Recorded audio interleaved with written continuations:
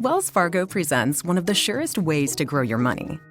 A Wells Fargo CD account, where you can earn a 5.00% annual percentage yield on an 11-month term with a minimum opening deposit of $5,000. Visit a Wells Fargo branch or wellsfargo.com/CD rates to open a CD account and start growing your savings with us. Wells Fargo Bank, N.A., member FDIC. You are listening to the Hiking Radio Network, where we talk the walk with shows by hikers, about hikers, for everybody. I'm wondering if you'd go wandering with me through the wilderness and woods to where the winds are blowing free, through the darkness of the night, heading toward the morning. Welcome to the Jester Section Hiker Podcast, with the spotlight on section hikers. And I'll spread the word, and you beat the drum. We'll round up the troops and get the gang to come, and we'll leave the streets and these neighborhoods, head over the river and through the woods. Hello, everybody, and welcome back to the Jester Section Hiker Podcast, which is part of the Hiking Radio Network. And I'm your host, Julie Jester Hart.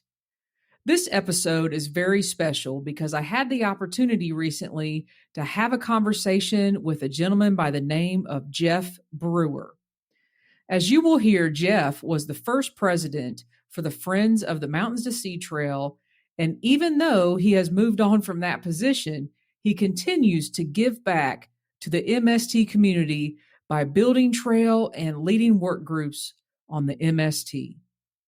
My interview with Jeff barely scratches the surface when it comes to the work and time Jeff has dedicated to the Mountains to Sea Trail. My hope as you listen to my conversation with Jeff is that you really give serious thought to the different ways that you can give back to a trail and become involved in making a difference on a brown path that you love so much. Thank you for tuning in for this week's episode, and now on to my conversation with Jeff. All right, you guys, welcome back to the podcast. And saying I'm excited is probably not the right word. I'm overly excited to introduce my guest today. Welcome to the show, Jeff Brewer. Thanks for joining me, Jeff. Hey, thank you. It's an honor to join you to talk about trails. I've listened to a few of your podcasts, and it's been awesome to hear about the Mountains Sea Trail and what you're doing. So yeah, hey, I'm glad to be here with you today. I'm all about talking about trails. Perfect, because that's what we're here to do. And again, I appreciate you sitting down with me. And I wish you guys could see Jeff. He's all geared up and ready to go. He's got really good headphones. He's got like a mic coming out. So we're set and ready to go. And just to give you guys some context, I probably should have recorded what you and I just said. We were talking, I was asking Jeff probably what's the best way to get this started and get this conversation going. And I've already made a mistake. I've called Jeff the first executive director of the Mountains to Sea Trail, and he said that that was not the case. So there's no better way to start than having a correction. So Jeff, take it away and tell me, give us a little bit of background so the listeners are like, okay, who is this Jeff? And believe me, by the time we get done with this podcast, they are really going to want to investigate more about what you've done for the trail. So start us off with that correction and we'll just kind of go from there. Hey, not a problem. So I guess the correction would be the first president, because we started off just as a very basic nonprofit. And so kind of the quick story of how I got involved. One Christmas a long time ago, when I was probably 12 or 13, my dad gave me one of Alan DeHart's books for Christmas. And he said, hey, son, check this out. Because I was very involved in scouting and very involved in hiking. And he goes, hey, check out chapter whatever. It's all about the Mountains Sea Trail. They're going to actually build a trail across the state of North Carolina. And I was just intrigued. I was in awe. I was like, what? They're going to do what? Who's going to do that? How's that going to happen? And so that's when I was 12 or 13. And then you fast forward to my time at Lewisburg College up there. and my mom and dad went to Lewisburg. It was just natural for me to go there. The end goal was to go to NC State. I managed to transfer over. And so right before I checked in the fall semester, my dad said, "Hey, you remember that book I gave you?" And I was like, "Yeah, I still have it." He goes, "Well, the author of that book teaches hiking and backpacking at Lewisburg." He goes, "What a better thing for you to do for your PE credit than just take that class." So it was a no-brainer. Hey, Okay. let's take hiking and backpacking as a college credit, right? I mean, Yeah, I that's mean, like the that is best. like the ultimate scenario. Most definitely. Sign me up. And so I roll in the class with about 20 other people and immediately, got to know Alan. And Alan had a set of gardens out at Lewisburg. And the first class says, "Hey, if any of you students want to earn some extra money, I pay $10 an hour to come work at the gardens." And I was like, "Hey, sign me up. So I need some money." you've And not so raised your hand once, but you've raised it twice now, that's like, right. yeah. Because I was like, hey, because a lot of other students, they didn't know, hey, this dude wrote the guidebooks. And, I knew that. And a few other students did. But I was like, I'm going to go work for him. I want to, see his gardens. So we get out there and we start working together and we're hanging out. And we just immediately have a connection as good friends. And then he says, "Hey, what are you doing for fall break?" And I was like, "Man, I have no idea." He goes, "Hey, I'm researching a book down in actually up in Virginia, doing another edition for the Old Dominion hiking trails. You want to come with me and we'll do trail research?" I was like, "Yeah, sign me up." Times So here we are out in the woods, and I'm pushing a wheel that's measuring the trail, and giving him measurements, and he's writing down stuff, and so we spent the whole fall break together. And so then he said, Well, let's "Hey, pause right here for yeah, just a second. So mhm, I'm gonna remember where you left off. right, And just for the listeners that may not know who Alan DeHart is, kind of explain who Alan DeHart is. And I read somewhere that Alan DeHart is kind of the Myron Avery of the Mountains to Sea Trail. For those of you that are familiar with the AT and know who Myron Avery is, so explain Alan DeHart a little bit. yes, exactly." So Alan DeHart's college professor, wrote guidebooks for all the Florida Trail, South Carolina, Virginia, obviously North Carolina, and West Virginia. And so Alan was just very involved from the get go with the Mountains Sea Trail because he was also on the North Carolina Trails Committee back in the 70s. And so you're exactly right the way you describe him and what he's done for the trails. And his books are still sold in bookstores today. I mean, obviously some of the data is outdated since his passing, but I mean they're great books. I mean those were a lot of the guidebooks people used way before the web was even out there. And so you're exactly right. Without Alan, I'm not sure where we would be with the Mountain Sea Trail because he was always there fighting for its cause. And so him and I hit it off, as friends. And I always saw and continue to see Alan as a grandfather figure in my life. And so he pulled me off to the side and he's like, "Hey, what do you know about the Mountain Sea Trail?" I was like, "Well, I know that, it's in formation and it's starting to go together." And he's like, "Well, hey, listen, here's the deal. I'm thinking about forming a nonprofit for this trail, and I want to see if you want to be the first president." I was like, "Okay, well, what does that involve?" And he's like, "Well, But this, this is you were still in college, right? right, yeah, Okay. I'm a freshman at college, So Alan's kind of taking you under his wing. You're just right, signing up for this for a PE credit, and right, then you're working in the gardens, and hmm then you're helping him, one semester or summer, calculating trail and rolling a wheel. And, time goes by and you're learning from him. And all of a sudden right, he's wanting you, he says, "Hey, I'm getting ready to start this nonprofit. I want you to be the mhm. president." Right. So exactly. So I was like, "Yeah, okay, that's fine." And so we had a very, very small board. I mean, it was a president, a vice president, a treasurer, a secretary, and probably 4 or 5 other board members. And so we were very, very small operation. And the sky was the limit from there. Where are we going to take this? How are we going to make it happen? And so, y- Alan had the incorporation documents drafted up there in Lewisburg, and we were off to the races, at a very slow pace, because a lot of the MST at that time, majority of it was built in the mountains.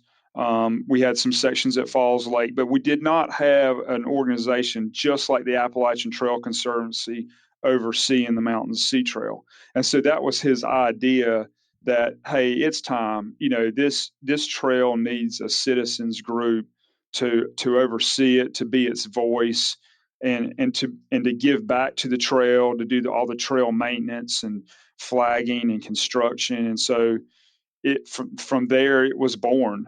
And something that I thought was going to take just a couple hours a week started really compounding into turning into something that was basically a part-time job almost. And this is I heard it was out of your dorm room. Yeah. So you're trying to do this. Oh my gosh. Yeah. And so a quick story about that, when I was at Lewisburg, I didn't have any roommates, which was really cool. And then when I transferred to NC State, I had a roommate. And so that's back in the day when you had answering machines, right? So we didn't have cell phones. I mean, this is back in 96, 97, 98. And so we had an answering machine. I knew my roommate really well. I was like, listen, dude, here's the deal. We're going to have to be professional on this answering machine. Because, I got people calling me, and we can't, hey, you've reached Joe's pool hall, leave a message. This has got to be. So our greeting at our dorm room was, you have reached the offices of Jeff Brewer and Greg Bunch. Please leave us a message. Because, I told him, I was like, hey, this is our office. This is where we study. This is where we sleep. This is where, of course, we're going to have some fun every once in a while. But this is our office. We're going to call this our office. And he was like, that's cool, man. That's still, that sounds good. And so from there, it was funny. I had a lady call me up one time. She said, so, I see that you're at NC State. Are you a professor or a dean of students? Or I was like, no, I'm actually a student. I'm 20 years old. I'm a student, and I have my answer machine, the offices of. Yes. And so, hey, it worked out great. And, I thought that was a good way to tackle that problem. And so that's how we rolled. And so, yes, it started in a dorm room for me. And it was tough. We had a lot going on. We were meeting 4 or 5 times a year across the state, usually on Sundays, because, we all had jobs or I was in school. And so that's how we started and kicked off the organization. We were having work days here and there across the state to build the trail, especially up on the Blue Ridge Parkway. And so from there, I stayed here in Raleigh and, got a job and continued on, helping out the trail. And so that's where it was born. And if the Mountain Sea Trail for the Friends of the Mountain Sea Trail, we're like the perfect business model. We're like an exponential growth chart that, every business person wants to see the growth that we've had, but, we're not selling anything other than, hey, we love the Mountain Sea Trail. Right. We have done nothing but grow exponentially every year with this organization. And, that's where Kate Dixon comes into play. Kate, about when I was 31. So, Kate's been with the trail. I know. Just so you guys know, years. Jeff had to add back down. We had to go down to figure out what age he was when all this started. Yes. And so I got a call, to tell you the Kate story if you want to jump in there. Is that cool? Yeah, that's Okay. cool. So right before we get to the Kate story, Yeah. I am curious, Mhm. and this is probably another story, which will be phenomenal. What's it like to work with somebody who's, I'm calling Alan DeHart like the visionary. Right. I'm reading about him and learning about his practices and what he's done, not only for the Mountains of Sea Trail, but with his guidebooks and things. Mhm. What is it like to work with somebody with such vision, and had to be a go-getter to get things done? Yes. Alan was, in psychology, we got type A and type B. And I would put Alan DeHart at like super type A, goal-oriented. We're going to work sun up to sundown, and then even past that. I mean, he was very intense, hey, we've got to do this. What do you think about this decision here? What do you think about this trail routing? And, Alan, when I went to his funeral, somebody summed it up really well. Alan Hart was a true Renaissance man. I mean, he did so much for, the trails. And then another side thing he had going on, he ran the Whistlers Convention in Lewisburg, which, brought in all these renowned whistlers to compete for who was going to get that. He was also involved in the Arts Council there at Lewisburg, in the town. And of course, he did a ton of work for the college. So it was just unbelievable, the knowledge he had and the life experience. He was also in the military. I heard many stories about that. He was very interested in all the flowers. They had all those, when you go to his garden still today, everything's labeled. He was bringing in rare plants from all across the state to plant there. And so it was just amazing to hang out with him. And of course, we loved to cut up. We had some joking time. And, like I said, he was a true grandfather figure for me and, shaped me into the person, I am today. And I miss him greatly. But hey, he lived a great full life. But, running with Alan, I mean, it was running hard. And what was funny, a funny story, one of the funny stories, I got so many with Alan, we would get done hiking all day long. And his go-to was we had to go find a Golden Corral. We were going to go to the Golden Corral and we were going to eat until we were full. And if it wasn't, and it wasn't the Golden Corral, if you were really lucky up in the mountains of North Carolina, you would find a Western Sizzler. Oh yeah, kicking it old school. And we would go in there and eat, and then get ready for the next day. And but you earned it. You earned every bite. Yes, and I mean, Alan, I don't know when the man slept. I mean, there were times I had a fax machine and he had a fax machine, and the fax machine would go off at 1 a.m. and he was still up working on something. And I quickly figured out how to put the fax machine on mute because I got tired of being woken up at 1 a.m. in the morning from faxes rolling in with his thoughts and document editing and stuff like that. So unbelievable. Yeah, he was cool. He was a cool dude. Unbelievable. Everybody should meet a man like that. That's for sure. Wow. And I would say, I mean, just to kind of recap what we've talked about so far, I would say, it started with your dad giving you that book, and then, you needed that PE credit, and then, hey, here's $10 an hour to work in the garden. And I mean, working with a phenomenal, as you say, Renaissance man. And how many years were you the president before Kate Dixon? And now we'll get into the Kate Dixon story. Right. So I was the president for 12 years, and that was extremely long time. And that, took me into my early 30s. And, I was married to my wife, Amy. We didn't have any kids at the time.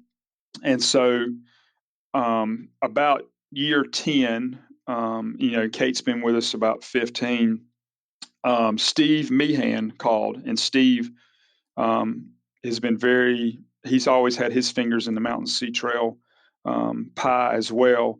He actually helped write the speech that Howard Lee gave at the 1997 or 1977 Lake Junaluska Trail Conference at Howard Lee. He gave that speech to jumpstart the Mountain Sea Trail. Well, Steve basically wrote that speech for Howard.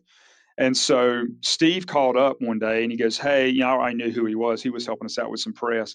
He's like, hey, I need to have a conversation with you. I was like, all right, what's up? He goes, there's a lady that is very interested in talking to you and Alan about being an executive director. And are you interested? I said, well, of course. I mean, most definitely. I mean, that's the dream of every small nonprofit, to eventually have paid staff to take a lot of the pressure off the board. I mean, that's how you grow. And so it was really interesting, when that phone call came in, it was kind of like, being on an athletic department, being an AD at NC State, and, hey, it's time we go interview a basketball coach, right? And so we sat down with Kate, Alan and I did, and said, hey, what are you thinking? And we'll share with you what we're thinking. And Kate said, listen, this is something I really want to do. And of course, Alan and I were very upfront with her. It's like, listen, Kate, we we would love to have you, but the issue is going to be money. And, we've got to figure out your salary. And she's like, listen, here, I think I am pretty sure I can fundraise my own salary. So Wow. I will come on board with the understanding that the salary obligations are mine. I will take care of that. And she's like, I've got some connections and some ideas, and I've written some grants for certain places, and I think we can make that happen. I said, okay. I said, well, understand that, we've got to have board approval for this. And so then we went through that process, which was very, very long, very lengthy, because we had to basically share with the board and have their buy-in. Of course, there were some people that had a lot of concerns, and rightfully so. I mean, it's like being a business owner and, hey, it's time to step up the game. It's, let's do this. So Kate came on board and worked several months with no pay, and eventually, landed some grants, and membership started going up, and then the rocket ship took off from there. And so, I have told many people, what Kate did for the trail has been absolutely amazing, because I don't know many people that want to say, hey, let me jump in the ship, and, I'm not going to take a salary for a good while. And I don't know anybody that would do that these days. Yeah. I mean, that's tough. I mean, It is. that's when you want something in your gut. That's what I'm going to call it. I mean, That's that's right. when you believe that much, Right. and the power of, the future and what could happen. So Kate Dixon comes in and starts doing her thing, and you kind of turn your sights to what the Mountains of Sea Trail calls is a task force manager, Right. and start doing trail maintenance and building trail. And that's kind of really what you're doing now. And from what I've read, you've built well over 60 miles of trail in the Raleigh, North Carolina area, in an area called Falls Lake. And I've also been told on any given time, you could have 100 plus people show up for your work days. Right. And so, yes, it was after 12 years, it was time for me to tap out, because we had a great foundation. And I think everybody was tired of the Jeff Brewer show. It's like, hey, let's pass the torch here, I doubt Jeff. that, Jeff. I doubt that. Well, it comes a time. And, hey, my wife was like, hey, 12 years is a long time. Hey, we've got a child now, and I, most definitely. And so I started focusing even more time on the trails at Falls Lake. And so the first 30 miles at Falls, or first 26 miles at Falls Lake was built back in the 80s by the Triangle Greenways Council. And so what we did is at Falls Lake was we extended it another 30 miles and started that work, hardcore trail construction back in 2007. And so we are just very blessed here in the Triangle area to have huge turnouts. And I'm a huge fan of giving back to the trails. I've often told people, hey, don't be a trail consumer. Don't go out there and just hike them and enjoy the great time you had. You need to come be a trail producer. Don't just consume it. We need you to produce for us. And so, I enjoy giving back. I think this community here enjoys giving back. And so, yes, we've had over the years, a huge turnout for our events. And, it's because we live right here in the Triangle, and everybody wants to come and give back. And so we are having another big work day, September 25th. Our goal is to have over 100 volunteers, because there's a grant requirement that the Army Corps of Engineers, they applied for a grant through National Public Lands Day. And one of the stipulations is to have 100 people come out and work that day. And so we've definitely got the project. We're building a 2-mile section of trail around a road closure. That's a whole nother soap opera that I won't bother you with today. So wait a minute. So if there's anybody who's listening to this episode's going to come out August 28th. So there's plenty of time for people to sign up for that work day. Do they email you directly, or? Yeah, we like to have a rough RSVP list so we know how many tools to bring. And Gray Outdoor Provision Company sponsors our breakfast. And so also Starbucks is one of our sponsors with coffee. So we feed you, we get you all fueled up for the day. And of course, I've got to thank REI for all their grant money for tools. That's always a great help. So that's my NASCAR sponsorship commercial right there for you. Had to get everybody in there. And That's we right. appreciate those Get partners a them whole in. lot. If there's anybody else, get them in here. Those are our top 3 at Falls Lake. So we definitely appreciate those people. And so, hey, also disclaimer, COVID's still around. I've already had some phone calls. Hey, Jeff, 100 people, really? So yes, we are looking at that. We will make the call and determination, but I kind of feel like if thousands and thousands of people can go to concerts locally here in Raleigh, I think we hopefully, fingers crossed, we can get 100 volunteers to come out. But hey, we live in a COVID world now. I understand that. And so, yes, we are monitoring that situation. But that's the goal that day. Hey, there's 1,900 kids walking around in my school. So, hey, you could make it work. Yeah, you could make it work. Yeah, and we'll be outside, right? All spaced apart because you don't need to be digging trail right next to somebody's foot and chop that off. That's not a good thing. No. And so, in the trail world, we were doing social distancing before that was even a term. We were telling people to spread out. Even when you're hiking with people, you don't want them that close. That's right. Especially after I've been out on the trail for about 7 days, right? I mean, that's when people run. That's right. I don't know, Jeff. I haven't. Hey, listen, speaking of, I want to make sure that I get this out there. Right. So you were the 5th or the 6th person to complete the Mountains of Sea Trail, which is another awesome thing. Right. Yeah. Number 6 back in 2003. Number 6. And that was back, Allen's guidebook was pretty much the only thing out there at that time.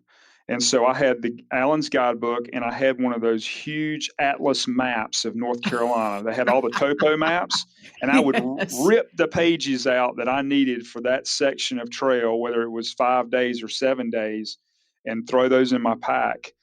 And so left August 25th of 2003 and finished up October 18th of 2003. And just had a great trip. I highly recommend, a person that wants to hike across the state, go for it. I mean, it's like earning another college degree, in my opinion. You learn so much about yourself. And, once you complete a trail, it's like earning a college degree. Nobody can ever take it away from you, Nope. And those memories, people get sick of you talking about it, but those memories, they're ingrained. I mean, they are ingrained. Yes. And I know you've also spent some time out for all those Appalachian Trail lovers out there. Yep. You've spent plenty of time out on the AT as well. Yep. Got about 500 miles of that done from basically, let's see here, McAfee's Knob all the way down to Fontana Dam. I've been section hiking that over many years and just a weekend warrior, as much as possible. When you get in the working world, it's just hard to say, hey, peace out, and going hiking for 3 or 4, 3. That usually doesn't go over real well with the boss anymore.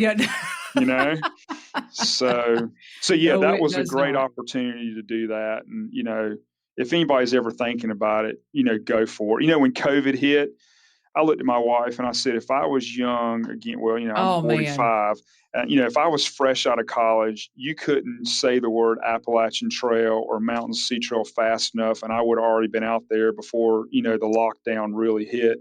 Yeah. Because that was my go-to. I was like, if I was in that situation, I know what I'd do right now. Right now. So yeah. So Jeff, you're really in a unique situation.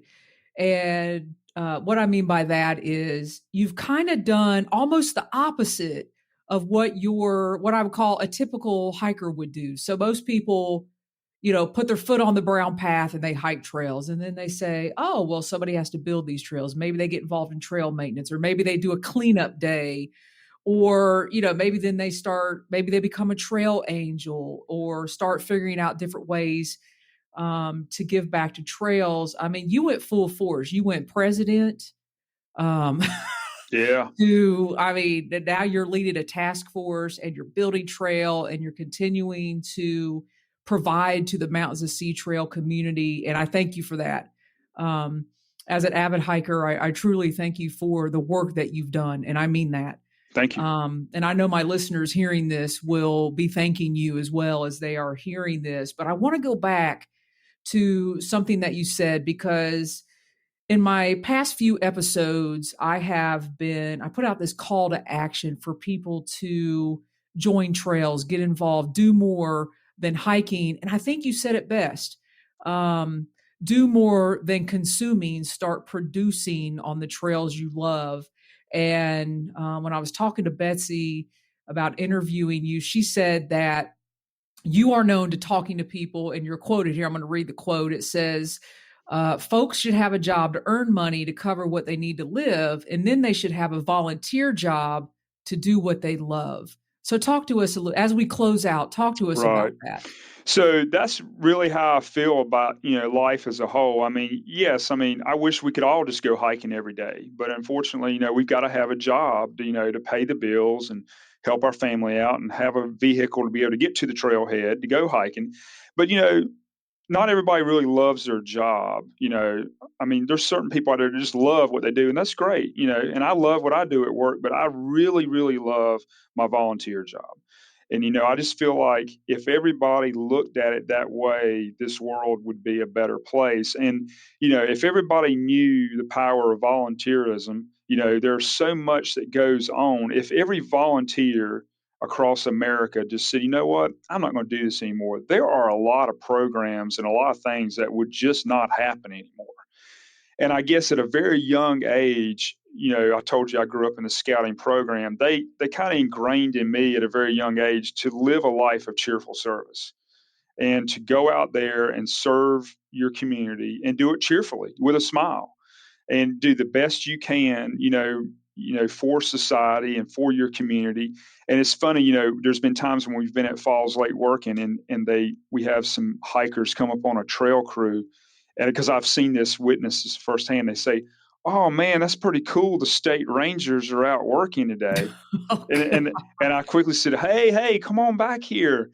We're not the state rangers. We're not state employees. We're volunteers. We're out here." And so after hearing that, we created a little business card that we pass out to hikers we see, telling them what we're doing that day and that we're just not, the state Parks and Rec or North Carolina Wildlife out, building trail. We're volunteers. This is what we're doing for fun. And I'll tell you what, it's amazing to go to a trail work day. And I've had people tell me this. They said, you know what? I have seen more accomplished here with these volunteers than I do in a full year at work with what I do in the lab at work.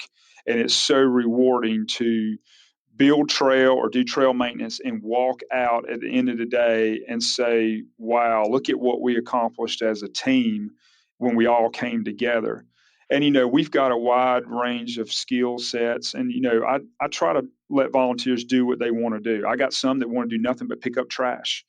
And I'm here to tell you, we have got endless amounts of trash out on the trails, And I got some that want to run chainsaws. And we train them up and we cut them loose. So I'm a firm believer, hey, if you're going to come work with us, we want you to do what you want to do. Like I've got a team of blazers. All they want to do is blaze trees with white dots. And we've got to have that, So, that's the kind of way I see it, and I guess that's the way I was raised, by my mom and dad and by the scouting program. And, I just, luckily that, I met Alan and, I think life has meanings and purpose and everything kind of comes together for a reason. And I think it was meant for me to be at Lewisburg College. I think it was meant for me and Alan to team up together and, let the good times roll, and hey, the Mountain Sea Trail is not going anywhere. There are plenty of sections that, I've told people, listen, there's plenty of work still left to do for you as an individual to put your mark on this trail, whether it's, doing just a 3-mile section or raising your hand and going out east, working on the Coastal Crescent Trail routing to say, hey, I want to be a task force leader and I want to run volunteers and host work days. And there's plenty of that left to do. And maintenance wise, we will never run out of work for the Mountain Sea Trail. There's always something to do and something to help out the hiking community. And I mean, there's the call to action right there. There's always something for somebody to do. And now I'm going to ask you to talk about something that people, it's hard to talk about. Mm-hmm. Some people call it coming off their checkbook, but Right. you could also, you could be a producer on the trail. You could go Sure. out to huge trail days and do the very things that Jeff was talking about. But these organizations, they also need our money. Yep. And it's only, and I say only because it is only $35 to become a member of the Mountains to Sea Trail. And that's a 1-year membership. And for us hikers, that's nothing. That's 2 Mountain House meals, or, we're out here buying $500 and $600 tents and $500 backpacks. And it's like, you could join an organization. Most definitely. Yeah.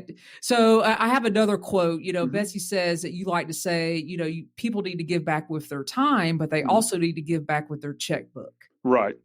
And so when we formed the board, I quickly told everybody, you got to pay to play. And that was an eye-opening statement. And then people's eyes got real big and they're like, well, what do you mean? I was like, well, listen, we're on a board and you got to pay to play. And if you want to be on this board, there's an expectation that, we need some financial assistance here. And so, I'm not asking you to, take out a loan at the bank or anything. I mean, every little bit helps this organization, and hey, I wish I could give more financially. I really do. But, I've got to watch our family finances, right? Yeah. And, I think, Amy and I, my wife, have had, firm discussions about, in our will, what we're going to leave the Mountain Sea Trail. And I think that's very important for everybody to consider that and to give back generously when you can. And, every little bit helps the Mountain Sea Trail for sure. Or in any trail that you're involved in. We've got a couple listeners. They're heavily involved in the Allegheny Trail with the West Virginia Scenic Trails Association. And I correlate them to the Mountains to Sea Trail because they've got a board and they're growing, and it's more, they're doing a lot of trail maintenance and they're getting that trail ready for hikers. And I mean, at the end of the day, nobody wants to, it's hard to ask people for money. It is. And I was the kind of hiker, and there's a lot of us out there, and I have changed my mind over the last couple of years. I would just pay the money and then go hike on the trail and do nothing else. So I was like, well, I've paid to be a member of the organization. Mm-hmm. Well, the $35 or $50 that I paid for what I have consumed, specifically the Appalachian Trail, I mean, the last 16 years of my, that's a lot of consumption of trail. Mm-hmm. And when you put it that way, that's tough to think about. It is. It is.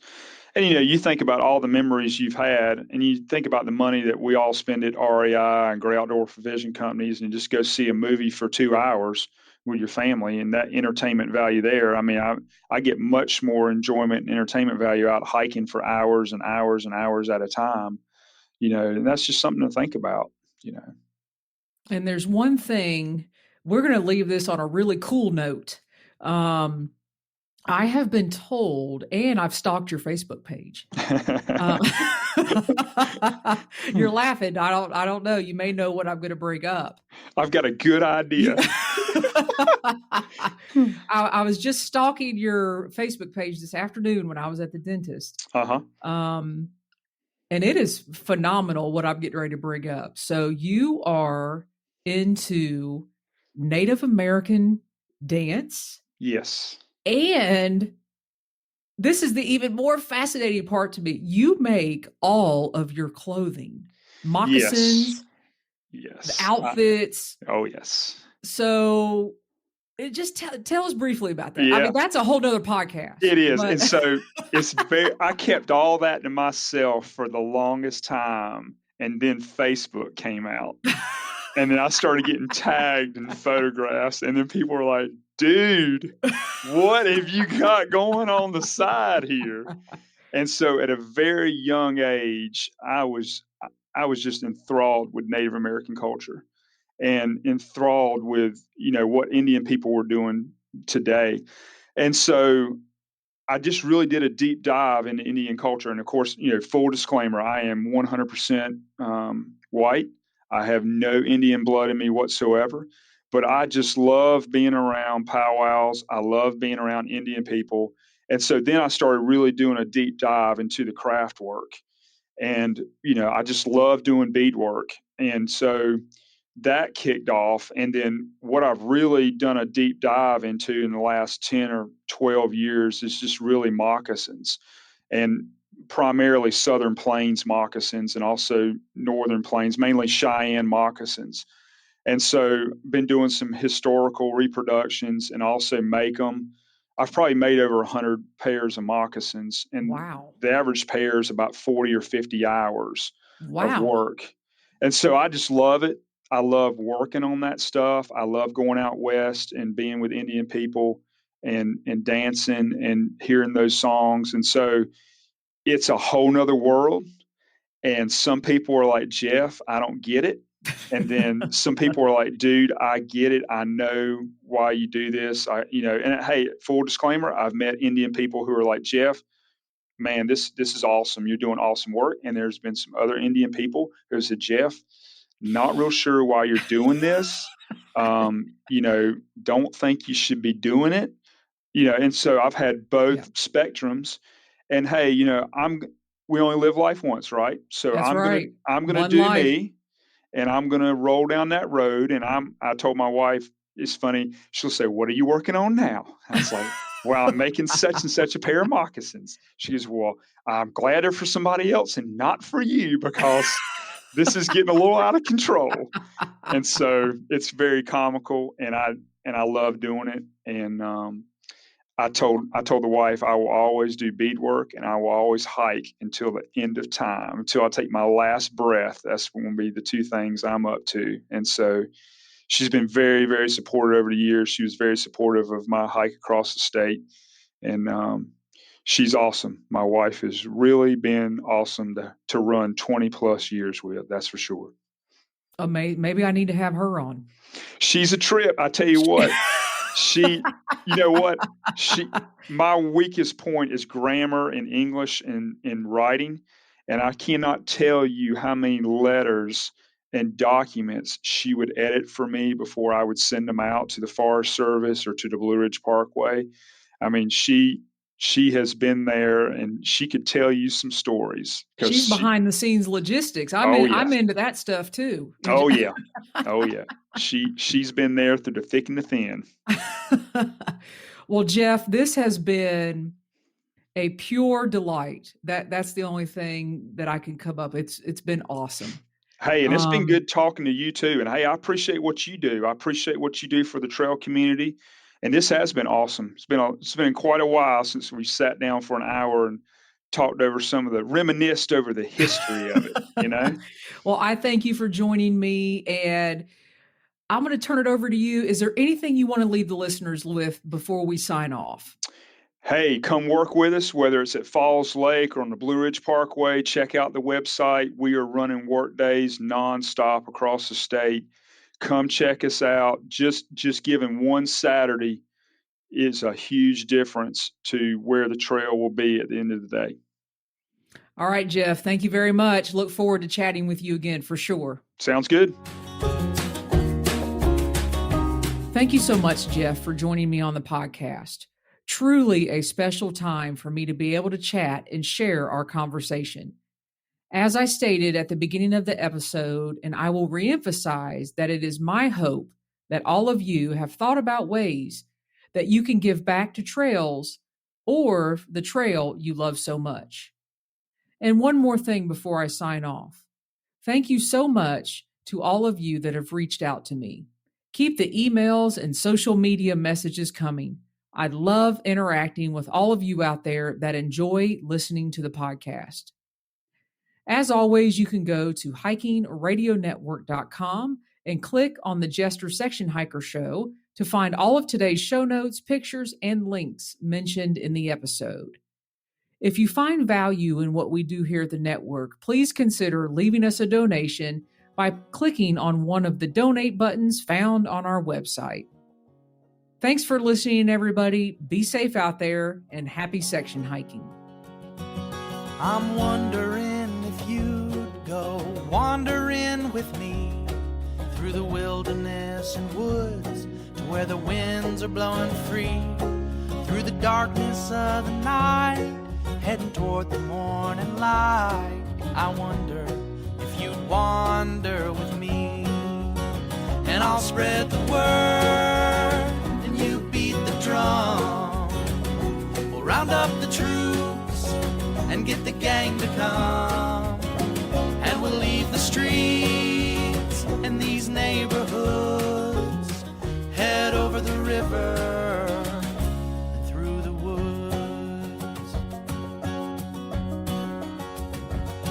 You're wondering if I go wandering with you, what kind of trouble we'll get ourselves into. Would it be wrong to tag along with a band of vagabonds? You wonder if I'd wander with you. So I'll spread the word and you beat the drum. We'll round up the troops and get the gang to come, and we'll leave the streets and these neighborhoods, head over the river and through the woods.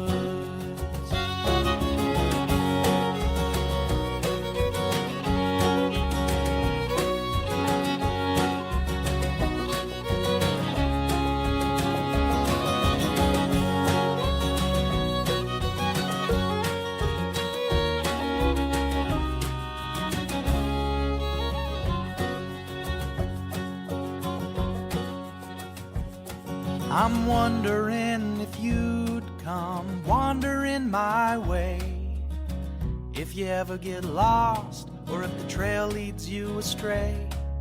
The music of the pack can always bring you back. I wonder, can we wander away? And I'll spread the word and you beat the drum. We'll round up the troops and get the gang to come, and we'll leave the streets and these neighborhoods, head over the river and through the woods.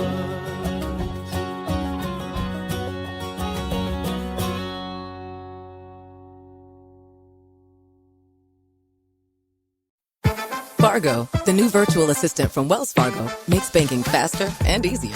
Like this. Fargo, what's my checking account routing number? And this. Fargo, turn off my debit card. And this. Fargo, what did I spend on groceries last month? And that's just the beginning. Do you, Fargo? You can. In the Wells Fargo mobile app. Learn more at wellsfargo.com/getfargo. Terms and conditions apply. Your mobile carrier's availability and message and data rates may apply. Wells Fargo Bank, N.A., member FDIC.